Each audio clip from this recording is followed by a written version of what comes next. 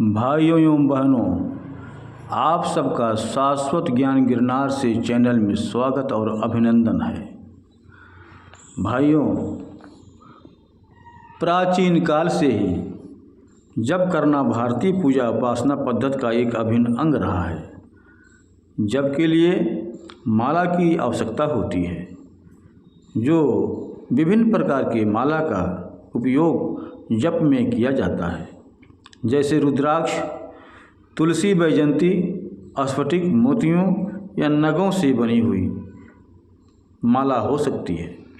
इनमें से रुद्राक्ष की माला को जप के लिए सर्वश्रेष्ठ कहा गया है, क्योंकि इसमें कीटाणुनाशक शक्ति के अलावा विद्युतीय और चुंबकीय शक्ति भी पाई जाती है। अंगिरा स्मृति में माले का बहुत बड़ा महत्व बताया गया है, अर्थात बिना कुश के अनुष्ठान, बिना माला के संख्याहीन जप निष्फल होता है। माला में 108 ही दाने क्यों होते हैं, इस विषय में योग चूड़ामणि में विशेष प्रकार की जानकारी दी गई है। हमारी सांसों की संख्या के आधार पर 108 दानों की माला स्वीकृत की गई है। 24 घंटे में एक व्यक्ति 21,600 बार सांस लेता है। चूँकि 12 घंटे दिनचर्या में निकल जाते हैं, तो शेष 12 घंटे देव आराधना के लिए बचते हैं, अर्थात 10,800 सांसों का उपयोग अपने इष्ट देव को स्मरण करने में व्यतीत करना चाहिए। लेकिन इतना समय देना हर किसी के लिए संभव नहीं होता, इसीलिए इस संख्या में से अंतिम 2 शून्य हटाकर शेष 108 सांस में ही प्रभु स्मरण की मान्यता प्रदान की गई। दूसरी मान्यता भारतीय ऋषियों की कुल 27 नक्षत्रों की खोज पर आधारित है।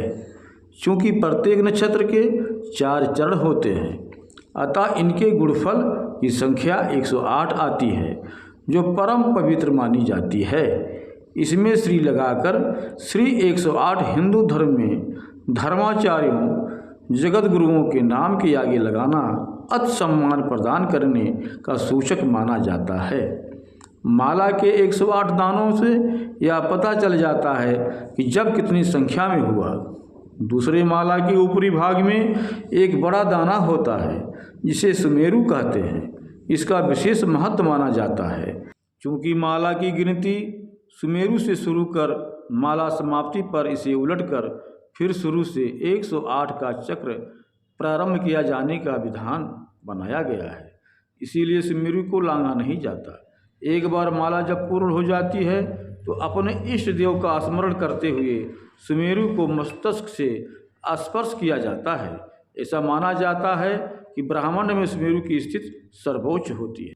शिव पुराण में ही इसके पूर्व श्लोक 28 में माला जप करने के संबंध में बताया गया है कि अंगूठे से जप करें तो मोक्ष, तर्जनी से शत्रुनाश, मध्यमा से धन प्राप्ति और अनामिका से शांति मिलती है।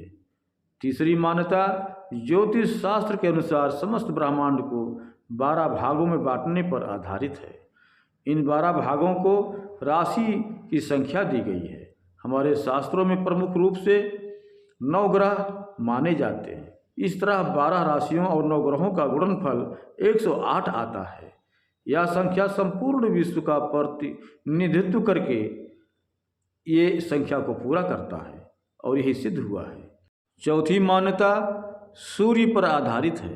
एक वर्ष में सूर्य 21,600 मतलब 2,12,000 कलाएँ बदलता है। क्योंकि सूर्य हर 6 महीने में उत्तरायण और दक्षिणायन रहता है, तो इस प्रकार 6 महीने में सूर्य की कुल कलाएँ 1,08,000 होती हैं।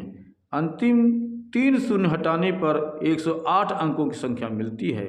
इसलिए माला जप में 108 दाने सूर्य की एक एक कलाओं के प्रतीक है। भाइयों बहनों, हम फिर मिलेंगे अपने अगले वीडियो में। जय श्री गुरुदत्त, जय श्री गुरुदत्त।